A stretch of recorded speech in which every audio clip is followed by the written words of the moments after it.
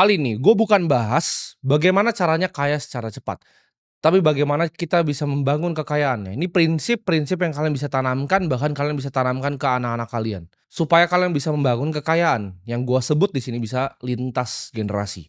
Karena kalau lu bisa tanamin 5 prinsip ini di hati lu nggak akan bikin kekayaan yang sebentar. Lu akan membangun kekayaan yang seumur hidup. Ini ibaratnya fondasi. Banyak manusia yang bisa jadi kaya, ya. Banyak yang bisa membuat kekayaan, tapi nggak banyak yang bisa mempertahankan kekayaan. Sekedar kerja sangat keras, kerja pintar, kerja cerdas itu bisa menjadi kaya. Bahkan hoki pun ada yang menjadi kaya. Tapi untuk mempertahankan kekayaan, itu membutuhkan skill. Dibutuhkan kebijaksanaan dan pola pikir ya, untuk lu bisa mengelola uang lintas generasi. Dan gua ngajarin kalian di sini itu bukan sebagai guru ya, gua nggak mau menggurui kalian, tapi gua ngajarin kalian di sini sebagai anak muda yang dulu pernah terjebak ya dalam ilusi pengen kaya secara cepat. Pengen kaya cepat itu kan tabrak semuanya, langsung kayak roket aja sampai ke atas. Gue juga dulu pernah kehilangan arah, dan di sini gue akan kasih tahu prinsip yang gue pelajari selama gue hidup. Prinsip pertama, kaya itu dimulai dari cara pandang. Kaya itu bukan sekedar hanya angka, tapi kekayaan itu justru pola pikir, apa yang ada di otak kalian. Gue percaya kekayaan yang sesungguhnya itu dimiliki ketika kalian memiliki hati yang damai, ya, dan rasa setiap hari ya kalian bisa bersyukur. Gue pinjam kata-kata ini dari mentor yang gue nggak pernah ketemu, yaitu Charlie Munger. Beliau berkata seperti ini, dunia itu tidak digerakkan oleh keserakahan, ya, tapi dunia itu digerakkan oleh iri hati. Jadi motivasi manusia untuk melakukan sesuatu itu bukan hanya serakah, tapi yang paling kuat dan paling banyak adalah iri hati. Ini gue akan cerita sedikit. Di saat gue waktu itu awal-awal berjualan, kalian semua udah tahu ceritanya, gue berjualan online, berbagai macam barang gue cari dari Cina untuk gue jualkan di sini. Ketika gue masih memiliki puluhan juta, ya ratusan juta yang kecil nominalnya sekarang, waktu itu gue merasa di atas langit. Ya, nggak ada yang pernah bisa ngomongin gue, nggak ada yang pernah bisa bilangin gue. Gue itu paling nggak kenal yang namanya bersyukur. Ya, gue selalu iri ketika gue lihat orang yang lebih hebat dibanding gue, orang yang memiliki uang lebih banyak dari gue. Gue nggak bisa menunda yang namanya keinginan, ketika gue mau apa harus dibeli, ya. Gue nggak bisa menunda yang namanya kesenangan. Baru naik dan merasa di atas langit, baru puluhan juta pertama dan ratusan juta kecil pertama. Waktu itu nafsu gue untuk pamer juga itu nggak bisa dikendalikan, ya ketika gue punya puluhan juta, gue nabung 3 bulan beli Rolex. Punya ratusan juta, nabung 3 bulan lagi langsung beli lagi ya, Audi yang baru. Waktu pertama kali hasil jualan, ya punya agensi, lalu gua berinvestasi di pasar modal. Itu anak 17, 18 tahun itu waktu itu penuh dengan pride dan penuh dengan ego. Gua umur 17 tahun sudah buka-buka botol di klub malam. Gua selalu iri ya dengan orang-orang hebat yang gua bahkan nggak tahu background ceritanya apa. Kalau gua lihat orang lebih hebat dibanding gua langsung hati gua penuh iri dan gua bilang, "Ah ini mah cuci duit. Ah ini mah begini, ini mah uangnya haram, wah ini ya ini." Gua sombong sekali dan arogan sekali ketika gua tidak tahu apa-apa. Kalian harus camkan ini di hati kalian, ya. Hati yang tenang itu jauh lebih penting dibanding rekening yang gendut. Kekayaan sejati itu sebelum kita ngomongin harta itu dimulai dari hati dan juga pikiran. Lu harus bisa buang yang namanya iri hati, lu bisa buang yang namanya pride, namanya ego. Kesombongan tuh harus dibuang dari hati. Dibanding lu punya pemikiran aku selalu kurang. Gimana kalau lu ubah itu menjadi aku itu cukup hari ini, tapi aku akan melakukan yang terbaik. Cukup itu bukan berarti kita stop berkembang sebagai seorang manusia. Tapi justru dengan mindset cukup ini, ya, kalian semua akan lebih gampang untuk menyaring informasi. Ketika lu turunin ego lu, ketika lu turunin kesombongan lu akan gampang menerima informasi. Orang yang sombong ketika nonton video ini muncul di TikTok kalian, kalian akan pikir, "Oh dia kaya muda, dia bapaknya kaya, dia cuci duit." Dengan kesombongan itu menutup apa yang kalian bisa pelajari dari orang yang kalian lihat di sini. Kalau kalian sudah blokir pola pikir kalian, itu kalian nggak akan pernah jalan kemana mana. Kalian akan diam di tempat dan stay di tempat. Ketika ada sesuatu yang kalian tidak mengerti, kalian terlalu cepat beropini dengan pikiran yang sangat sempit. Makanya gue bilang, kaya yang sejati itu dimulai dari hati yang tenang, ya, hati yang bijaksana dan hati yang penuh syukur. Prinsip kedua, ya, hidup di bawah kemampuanmu. Yang membuatmu kaya itu bukan cuma sekedar pendapatan, ya, tapi gaya hidup. Ini kesalahan fatal yang gue lakukan. Investasi baru sekian miliar, ya, income ratusan juta, gaya hidup udah selangit. Kalau gue tahan sedikit aja waktu itu, ya. Memang pas awal-awal masih jutaan itu gua tahan terus ya, jutaan masih tahan ya, puluhan juta masih tahan-tahan dikit. Ketika ratusan juta sampai miliar uang gua, itu gatal pertama tuh dimulai di situ. Kalau gua bisa tahan waktu itu, gua investasikan, gua compounding, mungkin uang gua 2 kali lipat dari sekarang. Waktu punya duit sedikit sudah beli beberapa jam tangan Rolex yang murah-murah itu untuk pamer ya, ke teman, ke orang lain, untuk dirasa keren, untuk diakui oleh teman-teman sekitar. Setiap pendapatan naiknya drastis, waktu naiknya kecil enggak, ya. Ketika pendapatan naiknya drastis, nah gaya hidupnya mulai naik drastis juga waktu itu. Di tahap itu adalah gue adalah anak muda yang nggak ngerti untuk membedakan antara mana namanya kebutuhan ya, dan mana yang namanya keinginan. Ini sulit untuk waktu itu gue bedakan. Gue rasa keinginan ini kebutuhan nih, kebutuhan untuk gue pamer, kebutuhan untuk gue cari validasi, kebutuhan untuk gue tunjukin ke semua orang bahwa gue orang paling hebat. Ini harus dibiasakan ya, kemampuan untuk hidup sederhana walaupun sudah mampu hidup yang mewah. Orang kaya yang sejati ya, gue pelajari, orang kaya sejati itu menggunakan uangnya bukan untuk pamer, tapi menggunakan uangnya untuk bisa jadi pelayan untuk lebih banyak manusia yang lain. Untuk bisa serve, untuk bisa melayani orang lain. Untuk bisa membuat dunia ini jadi sedikit lebih baik. Bukan hanya untuk dirinya. Karena kalau untuk dirinya itu nggak ada habisnya. Hedonisme itu tidak ada habisnya. Treadmill itu adalah lingkaran kayak nggak pernah bisa berhenti.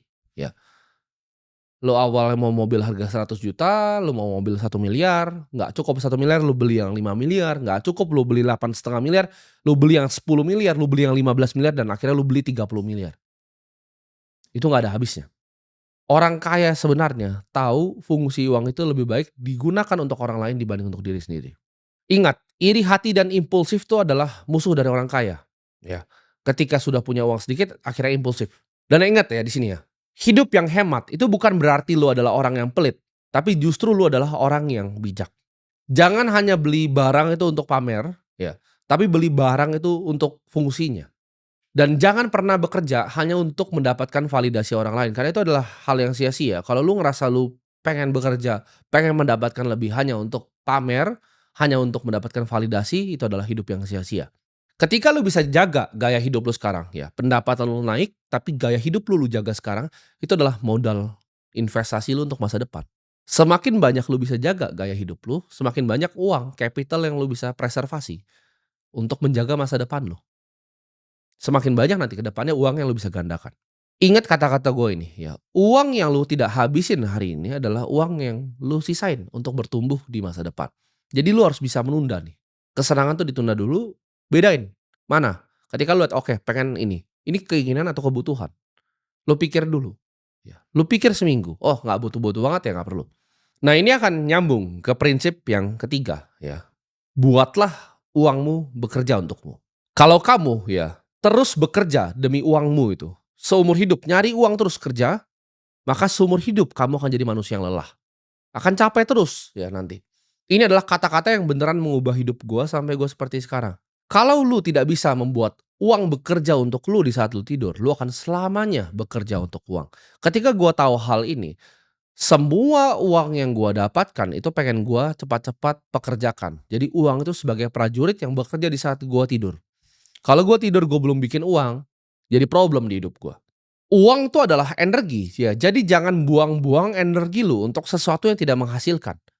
Lu harus bisa bedakan nih, mana barang yang akan jadi sampah, mana yang akan justru itu jadi bibit pohon lu di masa depan. Ini contoh ya, dibanding lu itu beli sepatu ya, 10 juta, 5 juta untuk ngerasa keren di komunitas kecil lu, di tongkrongan teman-teman lu, mending uang yang sama lu pakai untuk beli kepemilikan dari perusahaan, untuk beli aset yang langka, untuk menabung suatu aset yang langka, untuk diinvestasikan untuk masa depan lu. Karena sepatu yang lu pakai itu cuman kelihatan kerennya mungkin sekali doang. Minggu depan teman lu juga biasa aja lihat sepatu lu sendiri pun biasa aja lihat sepatu lu, ya. Tapi uang yang sama, lu bisa belikan kepemilikan perusahaan, yang barangnya lu pakai setiap hari. Mulailah dari hal-hal yang kecil. Setiap lu punya uang, rutinlah investasikan, jangan kebanyakan gaya. Ini jadi disiplin yang dibiasakan setiap hari. Setiap ada uang kecil disisihkan, setiap ada uang kecil disisihkan, ya. Energi itu lu harus belajar menyimpan energi dulu. Menggandakan energi, baru menyalurkan energi. Nah ini prinsipnya apa? Untuk bisa ibaratnya menggandakan uang ya, bikin uang itu bekerja di saat lu tidur. Yang pertama adalah memiliki pemikiran yang jangka panjang sebenarnya. Kalau pikiran lu itu jangka pendek, lu nggak akan bisa bikin uang. Ketika lu mikir, "Oh ada hot IPO ini, ada hot IPO itu." Lu dapat berapa sih emang persenannya? Ketika book building lu masukin itu ke sekuritas lu dapat berapa? Kecil sekali kan, itu nggak mengubah hidup lu, ya. Tapi kalau lu disiplin menabung, lu disiplin setiap ada uang lu sisihkan, lu lihat, oke ini perusahaan kira-kira 20 tahun dari sekarang masih ada nih, 20 sampai 30 tahun ke depan masih ada nggak nih? Masih bisa membagikan saya dividen atau enggak nih? Ini aset produktif perusahaan yang labanya terus meningkat nggak? Oke, ketika ini perusahaan yang labanya terus meningkat, earnings-nya terus meningkat, dia konsisten membagikan dividen kepada pemegang sahamnya, oke gue mau jadi pemilik dari perusahaan ini. Itulah yang gue lakukan ketika gue 15 tahun. Investasi tuh nggak ribet, ya. Rumusnya sederhana, sabar ditambah waktu. Investasi itu sama dengan sabar ditambah waktu. Bukan lu beli sesuatu sekarang lu berharap kayanya besok. Itu lu di alam mimpi aja. Nah ini prinsip lagi ya tentang menggandakan uang. Belilah aset di saat semua orang ketakutan, semua orang nggak ada yang mau beli aset. Contohnya di saat Covid, orang semua takut. Itu gue beliin murah-murah perusahaan-perusahaan bagus. Contoh lagi, ketika kasus FTX, exchange di luar meledak, Bitcoin turun sampai 16.000. Semua orang takut, semua bilang itu sudah habis. Ya, gua tahu ini adalah aset yang langka, use case-nya ada, diingini oleh banyak orang waktu itu, dan dikasih harga yang sangat terdiskon. Ya pasti gua sikat. Seperti zamannya kepemilikan perusahaan yang murah di saat 2020. Gua lihat ini bank-bank bagus sekali gitu. Kenapa harganya segini? Ya labanya besar sekali, harganya kok segini. Ya gue beli dengan semua uang gue. Karena jarang-jarang kadang kita dapat kesempatan seperti itu di hidup, ya. Itu yang disebut dengan momentum. Itu yang orang lain bilang hoki. Tapi gue punya uangnya. Gue punya persiapannya di saat kesempatannya datang, di saat semua orang ketakutan. Banyak juga, ya kesempatan itu datang ke semua orang. Tapi satu, nggak semua orang waktu itu punya uangnya, nggak punya persiapannya. Nggak semua orang tahu harus ngapain, ya kan?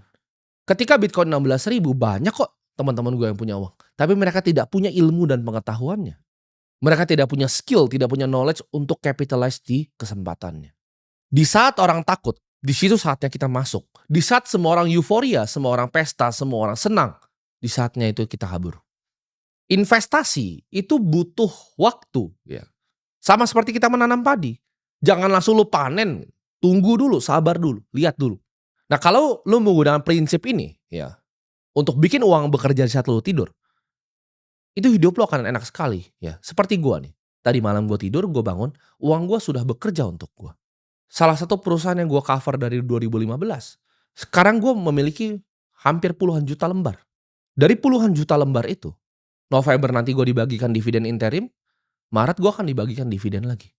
Dari 3,36% dividen yield yang gua dapatkan dari situ, gaji gua kira-kira ya lebih besar dari beberapa direksi di situ. Direksi kerja dari pagi sampai malam. Sedangkan gue sebagai investor di situ, gue hanya duduk tenang, diam, ya. Gue bisa ajarin apa ilmu yang gue punya, gue bisa ajarin hal seperti ini. Itu sudah lebih ya dari lu mau ngomong direksi-direksi bankir-bankir yang sudah senior. Pendapatan gue hanya dari dividen di satu perusahaan yang gue punya.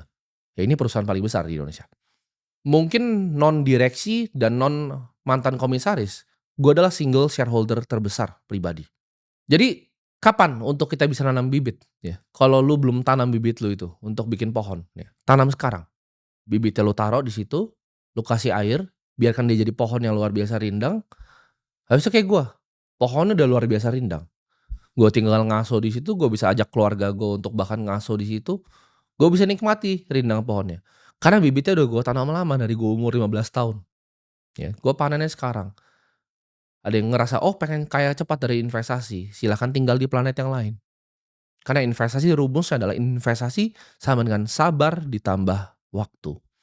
Prinsip keempat, ya, kuasai dirimu.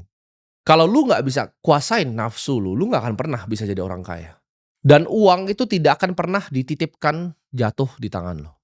Musuh kekayaan itu apa sih? FOMO, ya, emosi dan ego. Orang yang punya uang seperti gua itu gimana caranya bisa bangkrut? Biasanya karena mereka berinvestasi di sesuatu yang mereka nggak mengerti dalam jumlah yang banyak. Mereka FOMO, ada teman bilang opportunity ini bagus, ya, ada tambang di sini bagus, begini begini begini, tapi nggak beneran mengerti bisnisnya. Dia masuk ya dengan uang yang besar itu lalu hilang semua.